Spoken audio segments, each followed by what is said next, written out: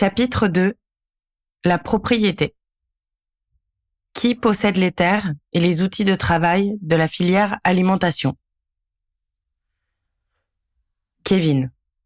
Au milieu des années 2000, j'ai appris à plesser avec des paysans retraités. Le plessage est une pratique pour créer une barrière vivante en pliant, entrelaçant des arbustes entre eux. Au fil du temps, j'ai appris que c'est une pratique répandue partout dans le monde, en lien avec le mouvement des enclosures. Ce mouvement a commencé en Angleterre au XVIe siècle, époque où la bourgeoisie s'est accaparée les terres en excluant les paysannes et les paysans des communs. Pour délimiter leur nouvelle propriété, ils ont créé des enclos clôturés de murets ou de haies. Aujourd'hui, je continue de pratiquer le plessage, non pas pour y délimiter un chez-soi, mais pour entrelacer, tisser des liens. La haie plessée symbolise toujours la séparation entre deux mondes, d'un côté les exploités et de l'autre les exploiteurs. Et ce n'est pas possible de rester à cheval sur la haie, ça pique. La naissance du capitalisme s'est accompagnée d'un mouvement général de privatisation de ressources antérieurement communes. La colonisation est à l'origine de l'appropriation des richesses des pays surexploités par les pays colonisateurs et leurs multinationales. Si le sucre de canne, les grains de café et le cacao sont récoltés dans des pays surexploités, ils sont transformés et massivement consommés dans des pays colonisateurs. Privatisation du vivant et concentration de la propriété entre les mains de quelques multinationales. Le commun des semences, des plantes et de la reproduction animale est devenu la propriété privée lucrative de quelques multinationales. La biodiversité mondiale, entretenue savamment et gratuitement par les paysannes et paysans, est une propriété collective de l'humanité. En face, le marché mondial des semences est estimé à 42 milliards de dollars et contrôlé par quelques multinationales. Monsanto, 26%, DuPont, 18%, Syngenta, 9% et Limagrain, 4,8%. Pour maintenir leur monopole, ces sociétés rédigent elles-mêmes les règles de certification imposées ensuite aux paysannes et paysans par les gouvernements avec l'aide d'institutions internationales.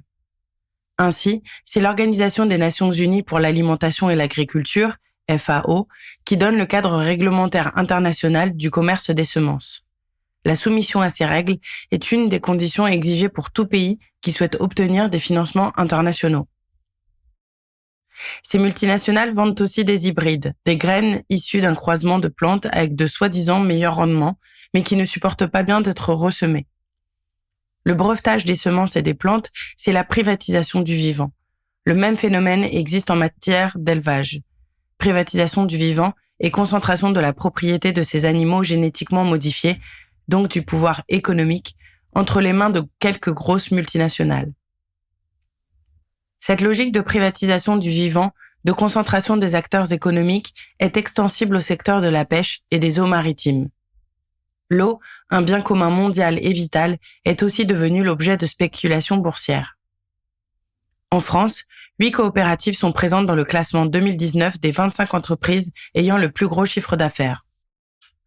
Or, les coopératives agricoles ne sont pas des coopératives de salariés associés, mais des entreprises de transformation de matières premières agricoles créées pour servir les intérêts de leurs usagers, les agriculteurs. Elles sont devenues, pour la plupart, partie intégrante de grands groupes agroalimentaires qui servent les intérêts de leurs actionnaires financiers tout en communiquant sur la coopération entre agriculteurs et consommateurs. Par exemple, 70% du lait collecté en France est transformé par seulement une dizaine de grands groupes industriels dits coopératifs, dont Lactalis et Danone, qui se disputent la première place sur le podium des acteurs mondiaux du lait. Les coopératives agricoles sont organisées via un institut qui développe une stratégie d'influence auprès des élus, parlementaires, élus locaux, etc., pour défendre les intérêts de l'agro-industrie comme des entreprises multinationales. De coopératives, elles n'ont que le nom. Sodexo est l'un des plus gros fournisseurs mondiaux de services de restauration collective. L'entreprise se targue d'être le premier employeur français dans le monde avec 427 000 employés et un chiffre d'affaires supérieur à 20 milliards d'euros. Son activité de restauration représente plus de la moitié de son chiffre d'affaires. Sodexo est présent dans les établissements scolaires de primaire, dans les collèges et lycées publics. Les espaces dans lesquels les prestations sont réalisées par Sodexo n'appartiennent pas à l'entreprise. Ce sont des lieux donnés en délégation ou en gestion. En France, le secteur des grandes surfaces alimentaires réalise un chiffre d'affaires global de 135 milliards d'euros par an, partagé entre seulement 6 enseignes. Auchan, Système U, Carrefour, Leclerc, Intermarché et Casino représentent 90% du marché de la grande distribution. Cette situation de quasi-monopole favorise les ententes pour imposer des prix en défaveur des productrices et producteurs, exploiter les salariés de la transformation et de la distribution sans répercussion sur les consommateurs et au seul profit des enseignes. L'alimentation représente l'un des secteurs les plus lourds en franchise avec 19 milliards d'euros de chiffre d'affaires en 2016. Or, derrière les petites supérettes, c'est le même grand groupe qui, dans une logique de propriété privée lucrative, perçoit les loyers et impose ses règles du jeu au détriment des franchisés. Par ailleurs, chacun de ces géants de la grande distribution possède une filiale immobilière, propriétaire de ces centres commerciaux. Les projets de construction et d'extension de centres commerciaux sont très nombreux en France, et les emplacements proposés sont immédiatement pris d'assaut, essentiellement par des franchises qui sont souvent les seules à pouvoir apporter les garanties financières exigées par les gestionnaires. Au-delà du marché de l'alimentation, par la propriété des murs de leurs magasins, ces multinationales sont aussi propriétaires lucratives des galeries marchandes dans lesquelles les grandes surfaces s'installent. Les centres commerciaux étant gérés comme des produits financiers, les loyers leur rapportent une manne. Comme les franchisés, les commerçants locataires de ces espaces subissent des conditions de travail particulièrement dégradées et voient leur loyer augmenter d'année en année. L'enrichissement par la propriété immobilière concerne aussi les grandes entreprises de la restauration rapide. McDonald's possède les murs des restaurants et prélève un loyer d'environ 20% du chiffre d'affaires. La multinationale gagne plus d'argent grâce à ses loyers que par la vente de nourriture. Ainsi, pendant que la grande majorité d'entre nous se nourrit des aliments nocifs de la grande distribution et que des centaines de milliers de travailleurs et travailleuses triment, quelques familles s'enrichissent sur le travail d'autrui. En une seule génération, les entrepreneurs du secteur sont devenus multimillionnaires, voire milliardaires. La propriété du foncier agricole, enjeu politique majeur. Laura et Kevin. Nous avons un ami qui est paysan.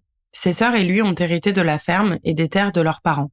En conformité avec leurs convictions politiques, elle et lui ont fait don de leurs terres à l'association Terre de Liens et lui se retrouve locataire.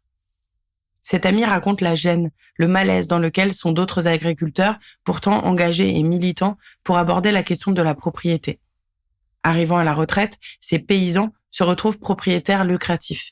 Ils mettent en fermage leurs terres et touchent un loyer pour la simple raison qu'ils sont propriétaires. Ils vendent leurs fermes et détiennent ainsi un capital constitué en partie grâce aux aides de la PAC qu'ils ont touchées durant des années et qui leur ont permis d'augmenter la valeur de leurs fermes. Le sujet de la propriété devient tabou, au risque sinon de révéler un trop grand écart entre les discours et les pratiques, de mesurer à quel point la propriété est une affaire d'hommes, donc de patriarcat. Plutôt que de mettre le sujet sous le tapis, ayons le courage de l'affronter. Cela nous permettra d'inventer ensemble des pratiques sociales subversives. La colonisation, officielle ou officieuse, c'est aussi l'abolition des usages collectifs des terres arables au profit de la propriété privée. Bien que Jean-Jacques Rousseau ait écrit, ouvrez les guillemets, les fruits sont à tous et la terre n'est à personne, fermez les guillemets, l'accaparement des terres cultivables a existé aussi loin qu'existe l'agriculture. Certains disent même que c'est l'agriculture qui a fait naître la propriété privée. La colonisation a été l'occasion pour des pays européens, dont la France, d'envahir et de s'approprier les terres arables et ressources naturelles un peu partout dans le monde. Le développement de l'agriculture intensive renforce la concentration des terres agricoles. Moins d'agriculteurs, mais de plus grosses exploitations. Ainsi, en Europe, 2% des fermes contrôlent plus de 50% des terres agricoles. Aux États-Unis, Bill Gates est devenu le premier propriétaire de terres agricoles du pays. Le mouvement international Via Campesina indique qu'au Brésil, les petits paysans et petites paysannes sont responsables de 78% de la production alimentaire. Elle et il représentent 84% des fermes, emploient 3 fois plus de personnes que l'agriculture industrielle, mais ne contrôlent que 24% des terres agricoles. Selon l'association Oxfam, les femmes représentent près de la moitié de la main-d'œuvre agricole dans les pays surexploités, mais moins de 13% d'entre elles possèdent la terre qu'elles cultivent. L'urbanisation exponentielle que nous connaissons s'accompagne d'une réduction de la surface des terres cultivables. Les terres constructibles sont vendues plus cher que les terres agricoles, ce qui entraîne un blocage dans l'accès aux terres, les propriétaires attendant de pouvoir les vendre sous étiquette constructible. Laura. Mes grands-parents avaient une maison en Bretagne, dans un village au bord de la mer. J'y ai passé de nombreuses vacances étant enfant. Il y avait un champ et puis ce champ a disparu, remplacé par un nouveau quartier bétonné et plein de résidences secondaires. Pas très longtemps après, l'école du village a fini par fermer faute d'élèves. Je me souviens que, lors d'une balade, ma mère, qui allait déjà là-bas étant petite, m'a montré tous les quartiers qui étaient des champs quand elle était enfant. Mes grands-parents s'y rendaient souvent, mais n'habitaient pas là-bas. C'était leur résidence de vacances. L'artificialisation des sols, c'est-à-dire la transformation d'un sol agricole ou forestier en espace bétonné, est liée à 3 facteurs. La construction des grandes infrastructures de transport, les nouvelles lignes de TGV, les axes autoroutiers, le développement des zones commerciales et l'habitat individuel. La loi dite de modernisation de l'économie de 2008 a facilité les ouvertures et les extensions de surfaces commerciales. 9 nouveaux centres commerciaux sur 10 ouvrent en périphérie des villes. Les grands groupes de la distribution alimentaire sont les premiers demandeurs de mètres carrés commerciaux. Les foncières qui construisent des centres commerciaux promettent des créations d'emplois, or l'argument est parfaitement infondé. Elle joue aussi sur la promesse d'un site commercial respectueux de l'environnement. Mais qu'en est-il des milliers d'hectares de terres agricoles artificialisées ? L'Observatoire national de la biodiversité a calculé qu'entre 2006 et 2015, la France métropolitaine a perdu 590 000 hectares de terres agricoles et d'espaces naturels. Le nombre d'agriculteurs chute fortement et les terres agricoles se concentrent entre les mains de quelques gros exploitants avec un phénomène de spéculation foncière. Les colonies françaises ont constitué de véritables laboratoires d'expérimentation en aménagement du territoire. Une première loi a été adoptée en 1917 au Maroc, alors sous protectorat français. L'occasion pour la classe bourgeoise de nous imposer son organisation de l'espace, l'organisation de nos vies. À ce sujet, Jean-Baptiste Vidalou écrit, ouvrez les guillemets, « L'aménagement du territoire est une idéologie qui voudrait voir les espaces comme des surfaces homogènes où toute friction serait lissée, voire supprimée, le territoire autant que les résistances, les corps autant que les mémoires. » Vers la copropriété d'usage des outils de travail, vive l'autogestion dans la filière alimentation. En système capitaliste, les propriétaires peuvent tirer un revenu de leur patrimoine sous forme de loyer, rente, crédit et dividendes. Ils s'enrichissent simplement parce qu'ils sont propriétaires. C'est tout le principe de la propriété privée lucrative. Quelques personnes détiennent le capital, dont les outils de travail, puisqu'il faut du capital pour créer une entreprise, puis en vertu de cette détention, ils captent la valeur produite alors qu'elle est le résultat de notre travail. Ils nous volent. Ce sont les mêmes agents qui posent les règles du jeu sur le marché de l'emploi et sur celui des biens et services. Ils décident de qui travaille et pour faire quoi.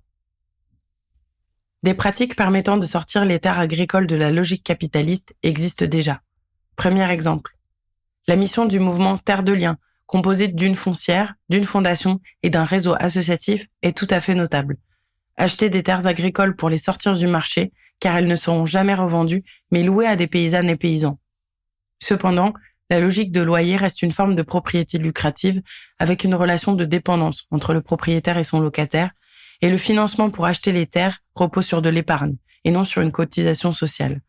De plus, les processus de prise de décision restent traditionnels. Deuxième exemple, la Société civile des terres du Larzac, SCTL, est aussi une pratique inspirante. C'est un office foncier qui attribue des baux de carrière aux paysannes et paysans qui s'installent. À leur retraite, les parcelles sont louées à d'autres. Troisième exemple, une pratique du monde agricole, la coopérative d'utilisation de matériel agricole, CUMA, permet de socialiser la propriété d'outils onéreux. Cette mise en commun de matériel suppose également une organisation collective pour son utilisation. Une personne égale une voix. À noter que même avec cette règle, l'organisation d'une CUMA n'est toujours pas égalitaire et dépend de la capacité des paysannes et paysans à s'organiser et décider ensemble dans l'intérêt du groupe. Dernier exemple, dans le précédent chapitre sur les conditions de travail, nous avons souligné l'intérêt des organisations collectives sous forme de SCIC ou de SCOP, de SCOP, et salué le succès des reprises d'usines par les salariés. Ces formes d'organisation du travail permettent aux salariés associés de devenir copropriétaires de leurs outils et de s'autogérer. Les résistances pour garder les semences paysannes sont des luttes pour le maintien de la copropriété d'usage sur les graines, les plantes, la terre et l'eau. Nombre de ces luttes sont relayées et soutenues par la Via Campesina. Par ailleurs, les agricultrices et agriculteurs qui mettent en commun leurs terres pour travailler ensemble en petits groupes augmentent énormément leur production. Kevin. Des voisins paysans pratiquent la transhumance entre leurs fermes du Bocage, dans les Deux-Sèvres, et des prairies du Marais Poitevin. Propriété de la commune, les prairies sont pâturées par des vaches et chevaux. La gestion est collective, les paysannes et paysans se relaient chaque semaine pour surveiller le troupeau et ajouter ou enlever des animaux. Chaque année, les règles et la densité du troupeau sont discutées collectivement en fonction notamment de la pousse de l'herbe. Il y a un espace, le marais, un groupe, les paysans, la commune et le parc naturel, et des règles de fonctionnement. C'est ce groupe qui définit et rediscute régulièrement les pratiques de gestion des prairies. Ce que nous appelons copropriété d'usage est à rapprocher de la notion de commun. Comme le dit Olivia dans un article sur le site de l'association Autogestion, ouvrez les guillemets, la pensée sur l'autogestion entretient de nombreuses parentés avec les recherches menées sur les biens communs en économie. Le travail d'Elinor Ostrom constitue un canevas pour comprendre comment des communautés d'individus parviennent à s'auto-organiser pour gérer des ressources communes, dans certains cas plus efficacement que via le marché ou l'État. Fermez les guillemets. Les leviers politiques de la propriété communale et la réforme agraire. La liste des communes françaises qui veulent développer l'agriculture sur leur territoire s'allonge. Toutes ont dû résoudre cette épineuse question du foncier, fondamentale pour l'installation de paysannes et paysans, car les obstacles pour l'accès à la terre sont nombreux. Des exploitations trop grandes demandant trop d'investissements, des terrains de plus en plus chers, des propriétaires de terres agricoles qui refusent de vendre en espérant que leur terrain deviendra constructible et prendra de la valeur. Alors, des communes agissent. Achat de terres par la mairie, récupération de biens vacants sans maître, c'est-à-dire de parcelles qui n'ont pas de propriétaire connu ou dont les propriétaires ne payent plus la taxe foncière depuis suffisamment longtemps pour que la collectivité puisse les récupérer. La métropole de Montpellier souhaitait redéployer l'agriculture sur son territoire par la reconquête du foncier délaissé.